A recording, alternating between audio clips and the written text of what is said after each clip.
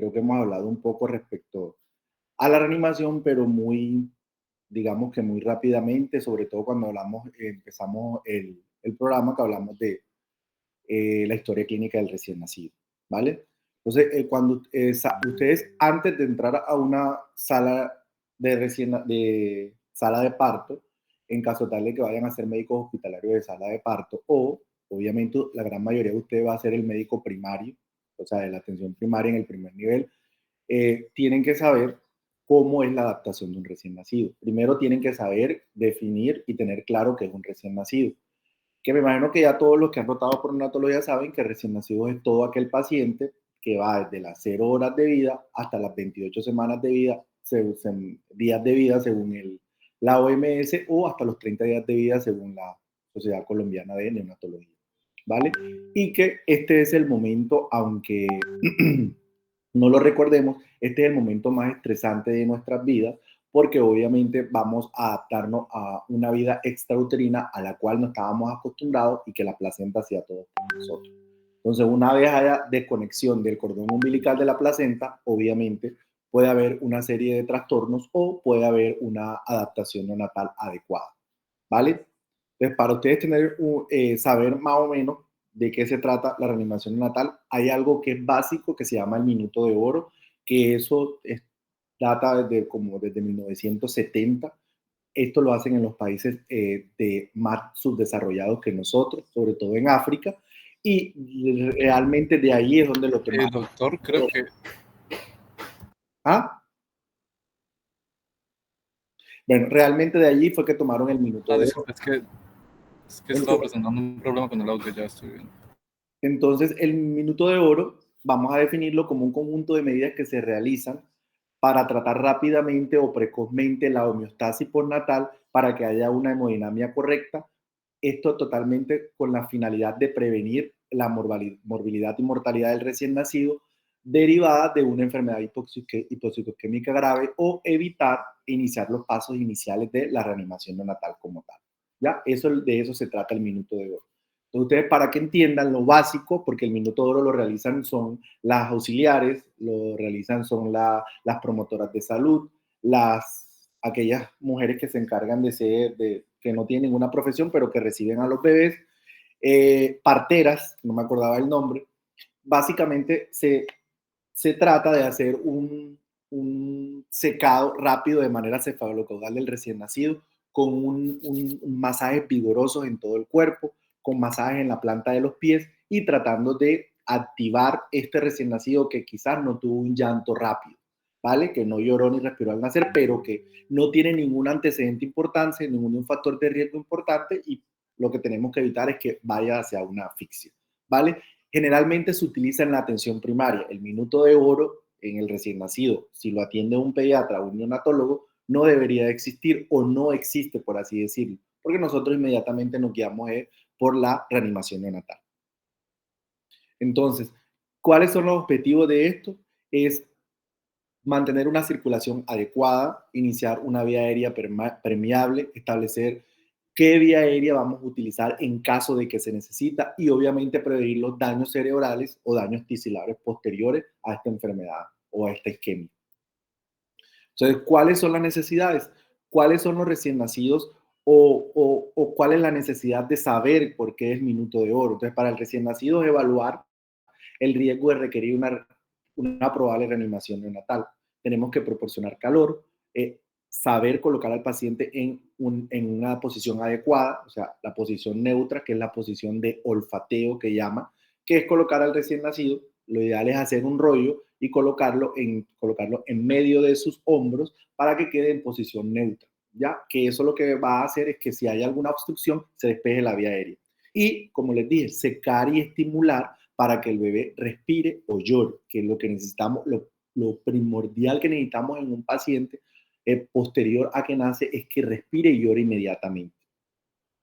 ¿Qué se utiliza? ¿Qué es lo que debemos evitar o lo que tenemos que utilizar en menos frecuencia? Administrar oxígeno complementario según necesidad, o sea, la necesidad de ventilación por presión positiva, mirar si va a requerir intubación traqueal, y es muy raro que estos recién nacidos, solamente de los recién nacidos que van a requerir intubación orotraqueal, tenemos que de todos los recién nacidos vivos, solo un 0.1% va a requerir intubación orotracal si hacemos un minuto de oro adecuado. Y solamente un 0,01% va a requerir masajes cardíacos y administración de adrenalina. Entonces, ¿cuáles son los factores de riesgo que tenemos que tener en cuenta para saber cuándo un paciente probablemente va a requerir un minuto de oro o no va a tener una adaptación neonatal adecuada? Los factores de riesgo que vamos a tener en cuenta son la edad gestacional del paciente, o sea, si es un recién nacido prematuro, pretérmino, sabemos que es menor de 37 semanas, tenemos que tener preparado el equipo o estar alerta porque probablemente sea una potencial reanimación o va a requerir minuto de oro. Si tiene unidad, es un paciente post-término, o sea, edad gestacional posterior a 41 o 42 semanas, si la mamá es preclántica o eclántica, si la mamá, por ser preclancia o por no tener, por tener anestesia general, por colocar anestesia general, la hipertensión materna, si son embarazos gemelares o embarazos múltiples, anemia del recién nacido, polidramnios, oligoramnios, restricción del crecimiento uterino, si hay sospecha o tenemos una ecografía que nos diga que tiene una malformación eh, mayor, puede ser, por ejemplo, una cardiopatía o una hernia diafragmática. Y esos son los factores de riesgo antes del parto, los factores de riesgo que sabemos que solo con los antecedentes maternos puede llegar a tener una probable reanimación neonatal.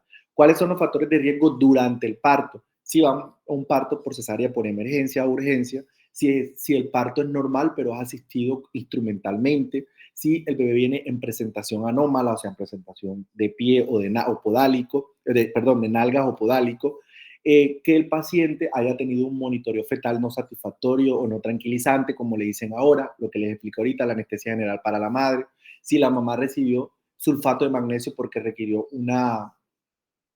sulfato de magnesio porque tiene una preeclampsia severa que requirió ser sulfatada, un desprendimiento de placenta, una placenta previa sangrante, infección intraamniótica, RPM mayor de 18 horas, cualquier tipo de distosia o si tiene un prolapso del cordón. Con esos factores de riesgo ya nosotros sabemos que probablemente este paciente va a requerir o el minuto de oro o una reanimación neonatal.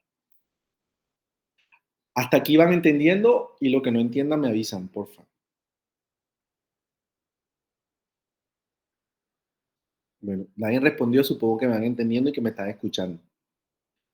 Eh, el equipo de reanimación neonatal que define? Se define como un equipo de reanimación eficaz que obviamente debe estar integrado por un personal capacitado, idóneo en el entrenamiento de reanimación neonatal. Obviamente para que ésta pueda llegar a ser exitosa y obviamente lo que queremos es que el recién nacido termine obviamente o en brazos de los papás o con vida, ¿vale? Es importante que haya un líder, que haya un trabajo en equipo y una comunicación eficaz y que hayan más de 2 personas con destrezas esenciales para la reanimación neonatal avanzada. Durante la reanimación completa, los reanimadores deben realizar varios procedimientos sin retraso. ¿Cuáles son esos procedimientos? La intubación orotraqueal, la colocación de los catéteres umbilicales, la colocación de una vía intraósea si es necesario. Y cada individuo debe tener la destreza para realizar una reanimación, como ya le dije, exitosa, utilizando óptimamente todos los equipos que llegase a tener. Esto en el caso tal, cuando tengamos un paciente con reanimación neonatal, lo ideal es que ustedes en el primer nivel ojalá no tengan estos eventos. ¿Qué personal debe estar presente en el parto? Por lo menos debe haber una persona capacitada en los primeros pasos de la atención del recién nacido, por lo menos, y en la ventilación con presión positiva, cuya única responsabilidad sea nada más encargarse del recién nacido, cosa que no pasa porque ustedes en el primer nivel van a ser los ginecólogos y el pediatra al tiempo. Pero tienen que tener la destreza de poder manejar esas dos cosas o por lo menos entrenar a su personal que los vaya a acompañar en por lo menos dar los primeros pasos. Si hay factores de riesgo, por lo menos deben haber 2 personas capacitadas, deben estar presentes solamente para atender al bebé. Y todos tienen que tener todas las destrezas y prever anticipadamente qué es lo que llegase a necesitar este bebé. Creo que esta diapo creo que no se ve bien. Y el equipo básico debe estar conformado por 3 personas, que debe ser el líder, que es el primero, que las funciones del líder son dirigir y coordinar que el equipo de reanimación funcione adecuadamente. Que haya una comunicación efectiva entre los miembros del equipo, que ya se le haya hecho elaborar una historia clínica prenatal y casi que neonatal adecuada de este recién nacido, clasificar el riesgo del recién nacido, ver la disponibilidad de los insumos que tengamos y los insumos necesarios que tenemos para la reanimación neonatal, verificar que existan en el lugar donde estamos dicho equipo y si no están, pues solicitarlos mientras se pueda. Si toca remitir al paciente, tener disponible la ambulancia para salir de urgencia y remitir ese paciente o la aeroambulancia en caso tal de que no tengan ambulancia terrestre. Saber y tener claro cuándo va a activar el código azul, porque es importante activar el código azul y saber cuándo hacerlo. Manejar bien la vía aérea, que obviamente incluye en dar la ventilación por presión positiva y usar los dispositivos avanzados. En este caso, anteriormente solo se utilizaba el tubo orotraqueal para la intubación de los recién nacidos, pero actualmente se está usando la máscara laríngea, que en los recién nacidos es de 0.5 a 1. Ideal que por lo menos por habilitación debe haber una de 1, de 1, sí. La 0.5 es para los prematuros y la 1 es para los más grandes. Saber cuáles son los medicamentos que vamos a utilizar, teniendo en cuenta, y me las adelanto un poquito, que el único medicamento que se utiliza en reanimación neonatal es la adrenalina. No se utiliza otro medicamento igual que, o sea, como en el adulto que se utilizan otro tipo de medicamentos. Esto obviamente es porque la principal causa o casi que la única causa de paro cardiorrespiratorio en el recién nacido es de origen respiratorio. En caso tal que tenga una causa cardíaca, pues ya eso creo que va a salir en el próximo NALS, vamos a darle el manejo para eso. Pero la atropina solo se utilizaría si tenemos un paciente con una mamá con diagnóstico de lupus eritematoso sistémico y que te haga un bloqueo AB desde el nacimiento, y ahí sí vamos a utilizar la atropina, como para que lo tengan en cuenta y sospechen. Asignar la puntuación de APGAR, acuérdense que APGAR es un acrónimo que ya creo que todos sabemos de qué significa ese acrónimo, que nos va a servir para saber si la adaptación neonatal de este recién nacido fue adecuada o si requiere maniobra de reanimación, y si la requiere, saber si esa maniobra de reanimación están siendo efectivas, ¿vale?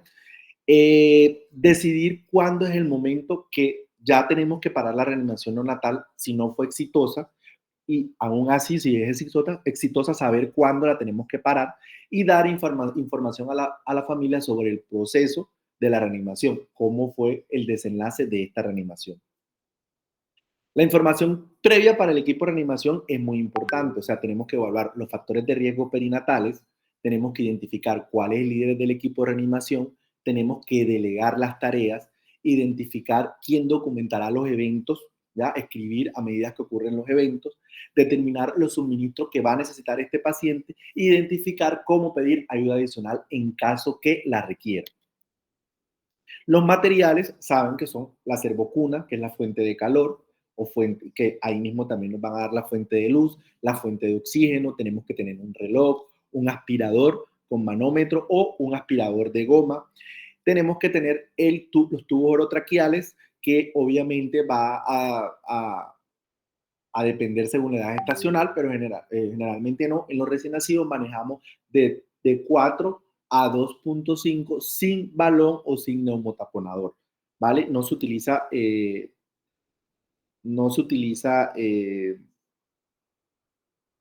neumotaponador para entubar a un recién nacido. Y en este caso lo que tendríamos que agregarle sería la máscara laríngea. Cánulas orofaringias, obviamente cánulas de Weld, 0 y doble 0. Tenemos que tener las mascarillas faciales de diferentes tamaños, que este es la interfase, obviamente, si le vamos a dar ventilación por presión positiva, lo vamos a conectar a un Neopuff. Equipo de cateterización umbilical, el estetoscopio, jeringa, llave de 3 vías y agujas, guantes estériles, tijeras, esparadrapo y la adrenalina. La adrenalina, como le dije, es el único medicamento que se utiliza. Ya el bicarbonato, la naloxona, el suero fisiológico y la glucosa va a depender de de lo que pensemos que pueda llegar a tener al paciente, pero de entrada el medicamento que se utiliza es la adrenalina, ¿vale? Vamos a usar obviamente un oxímetro de pulso y el monitor para monitorizar a este paciente, ¿vale? La dosis de la adrenalina creo que me estoy adelantando un poco, es de 0,01 miligramos por kilo en el recién nacido. Pero en algunos países ya esta dosis viene, digamos que instaurada en los recién nacidos, pero acá nos toca hacer la dilución de 1 en 10.000, que es que tomamos el cc de la adrenalina y lo diluimos en 9 cc de solución salina y agua destilada. Con esto quedaría una conversión, o sea, de 0,1 cc por kilo de peso, pero el NALS lo que nos dice es utilizar de 0,2 a 0,5 cc por kilo de la dilución cuando vamos a necesitar el medicamento. ¿Esto por qué? Porque estudios aleatorizados retrospectivos han visto que cuando usamos dosis menores de 0,2 aumenta la morbilidad y las complicaciones en estos recién nacidos. Entonces, por lo ideal, es mejor utilizar dosis de 0,2 de la dilución. ¿Cuáles son las indicaciones para dar ventilación por presión positiva?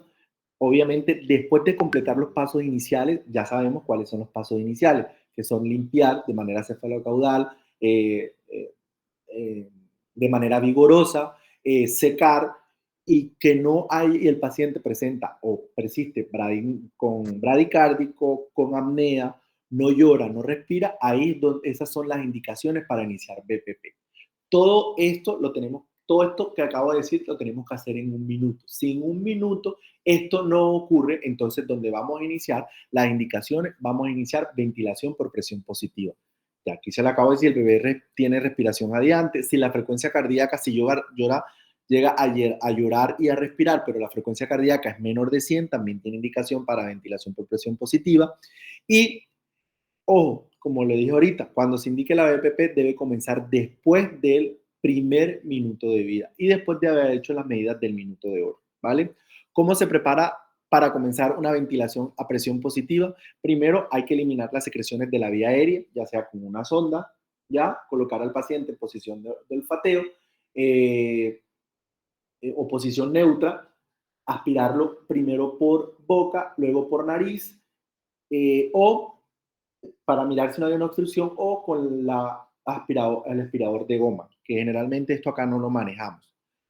Las personas responsables de esto deben de colocarse junto a la cabeza del bebé o sobre la cara del bebé, para que me entiendan, y sostener la máscara sobre la cara haciendo la forma de una C. Acuérdense que por lo general van a estar ustedes solos dando la ventilación por presión positiva y colocando la máscara. Cuando están ustedes solos, si tienen alguna ayuda, alguien que se encargue de la interfase o de la máscara, y usted solamente da ventilación por presión positiva o al revés, ¿vale? Verificar si no hay obstrucción de la vía aérea, como les dije, y mantener siempre el bebé en posición de olfateo, ¿vale? Aquí están las imágenes en cómo se coloca el bebé en caso tal que necesite ventilación por presión positiva.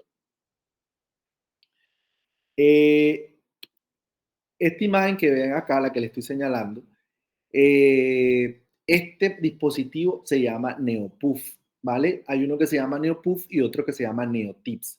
Lo ideal es que en toda sala de parto y de quirófano de Colombia exista este dispositivo, porque está escrito que este dispositivo no solo sirve para dar ventilación por presión positiva, sino también que te va a servir para darle oxígeno por presión en caso tal de que este paciente quede con dificultad respiratoria y lo requiera antes del traslado. E incluso lo puedes trasladar entubado conectado al NeoPuff, mientras que o sea, no tienes tú que estar dándole presión por presión positiva, mientras que estos dos, obviamente, así los tenga conectados a una fuente de oxígeno, tienes que darle por presión positiva. Esto, ideal es que tenga un mezclador, todos por blender, o sea, aire y oxígeno, pero si para el traslado solamente tenemos oxígeno, lo podemos trasladar sin oxígeno sin ningún problema.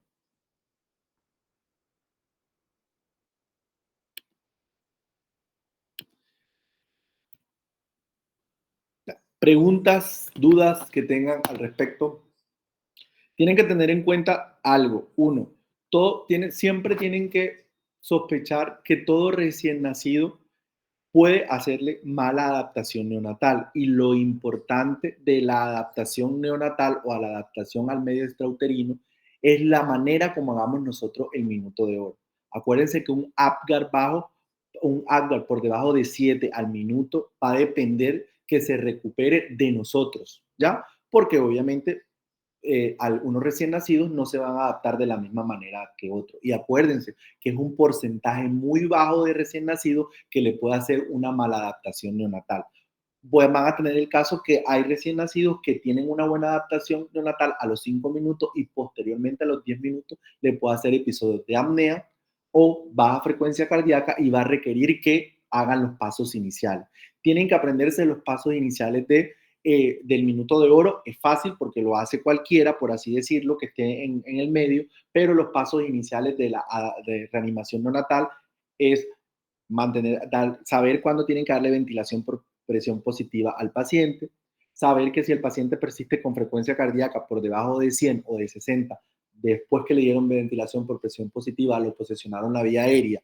Tienen que tener en cuenta algo que se llama el Mr. Sopa, ¿ya? Mr. Sopa quiere decir, es un acrónimo que quiere decir que la M quiere decir máscara, ¿vale? La R es reajustar la posición del paciente y la vía aérea.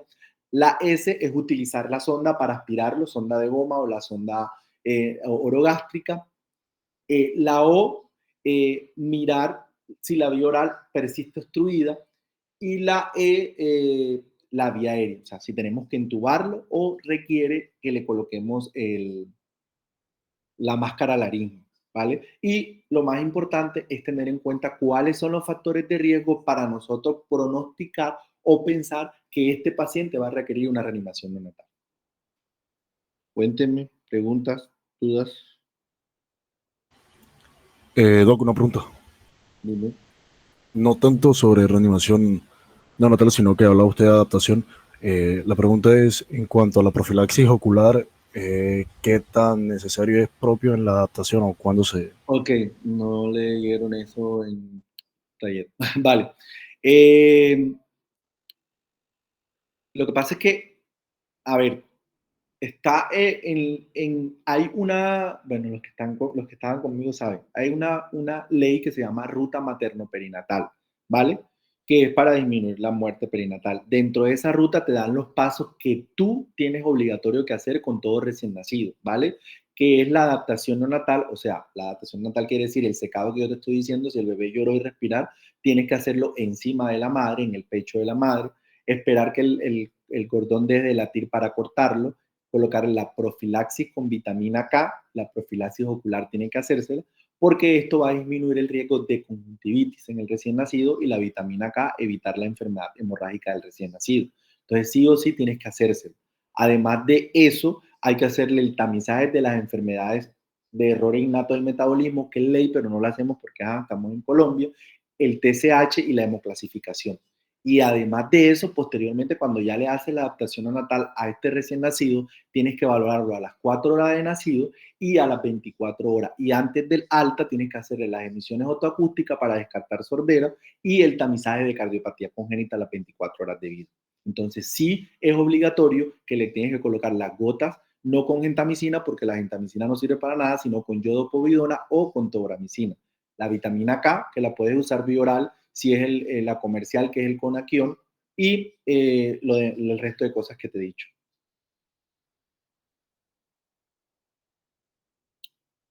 ¿Alguna otra pregunta?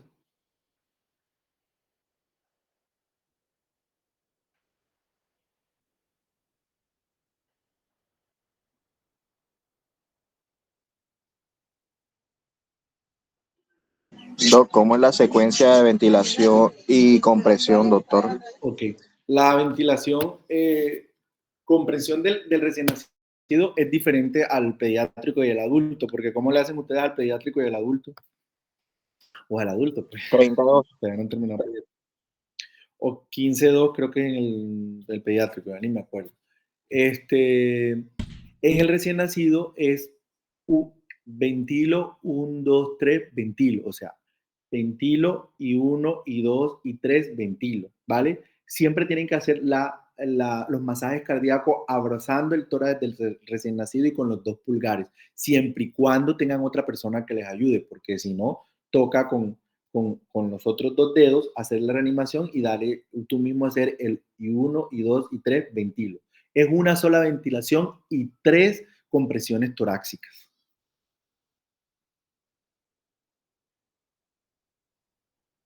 Dígame otra pregunta.